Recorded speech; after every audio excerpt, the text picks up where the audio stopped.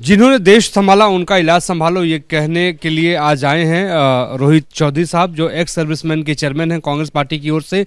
क्या ये पूरी मुहिम है और आगे क्या करने वाले हैं आप? देखिए, ex serviceman contributory health scheme देश के पूर्व सैनिकों के लिए 2003 में लॉन्च की गई थी, जिसके अंदर इसको कैशलेस और कैपलेस दोनों चीज़ बनाई गई थी। आज ना तो ये कैशलेस रह गया है, ना ये कैपलेस रह गया है। आज जिस तरह से ex serviceman contributory health scheme के अंदर एम्पैनल्ड हॉस्पिटल्स जो थे, उन्होंने पूर्व सैनिकों को एक्सेप्ट करने से मना कर दिया है। वो इलाज के लिए ना तो उनको एक्सेप्ट करते हैं, इमरजेंसी के इलाज के लिए एक्सेप्ट नहीं कर रहे हैं। मेडिसिन जो है वो अवेलेबल नहीं है। टर्मिनल डिजीज़ से ग्रस्त बहुत सारे हमारे पूर्व सैनिक भाई हैं जो एडवांस स्टेज ऑफ लाइफ के अंदर हैं।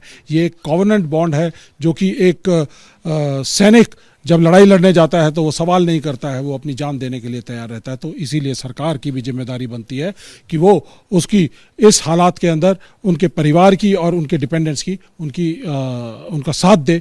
राहुल गांधी जी ने डिफेंस कमेटी के अंदर जो मीटिंग हुई है उसके अंदर सवाल उठाया कि अगर ये पूर्व सैनिकों के 20 लाख से ज़्यादा पूर्व सैनिक हैं जिनके 9,000 करोड़ से ज़्यादा जो बिल पेंडिंग हैं, जिसकी वजह से ECHS स्कीम पूरी तरह से चरमरा रही है।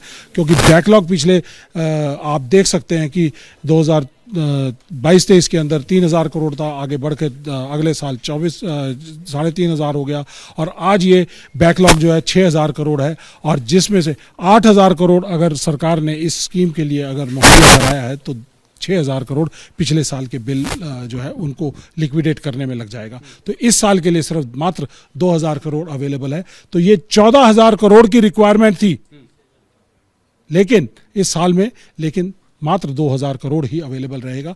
तो ये 12,000 करोड़ का जो डेफिसिट है, जिसकी वजह से एक्स सर्विसमैन जो उनको इलाज मिलना चाहिए एम्पैनल्ड हॉस्पिटल्स के अंदर, उन्होंने उनको लेने से मना कर दिया।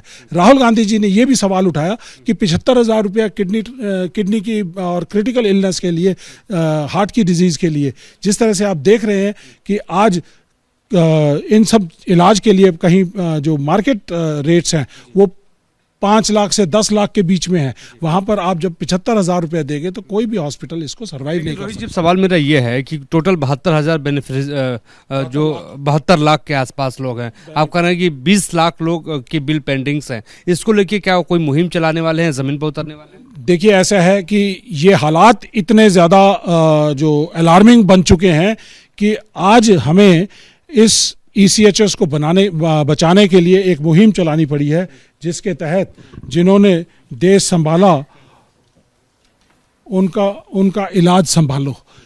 ये आपको मैं दिखाना चाहूँगा।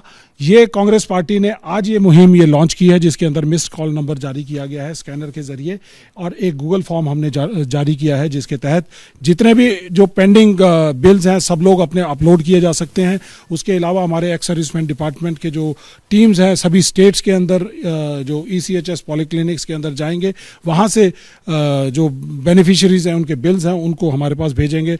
इसके ज़रिए भी हमारे पास आएंगे। तो 1 महीने का समय हमने दिया है कि ये सारा का सारा कलेक्शन ऑफ बिल्स हमारे पास आ जाएंगे, और उसके बाद इन बिल्स को लेकर सड़क से लेकर और संसद तक इसकी लड़ाई लड़ी जाएगी। राहुल गांधी जी ने लीडर ऑफ ऑपोजिशन इतने व्यथित हैं इस मुद्दे को लेकर कि वो चाहते हैं कि भाई इस लड़ाई को ज़मीन से लेकर संसद तक सब जगह लड़ा जाए, ताकि हमारे जो देश के पूर्व सैनिक हैं जिन्होंने अपना समय देश की सेवा के अंदर दिया है, वो इलाज की वजह से महरूम। ये कहना है रोहित चौधरी साहब थे, जिनका कहना है कि जिन सैनिकों ने सीमाओं की सुरक्षा करते हुए अपने आप कभी ये नहीं सोचा कि जो है जान हथेली पर रख के जो है सरहदों की रक्षा की है, सुरक्षा की है, अब उनकी इलाज की ज़रूरत है, तो आप पीछे मत हटिए, ये कहना है। और जितने भी बिल्स पेंडिंग हैं उन बिल्स को लेके एक मिस कॉल और स्कैन, जो खासतौर पे यहाँ पे स्कैन करके आप जो है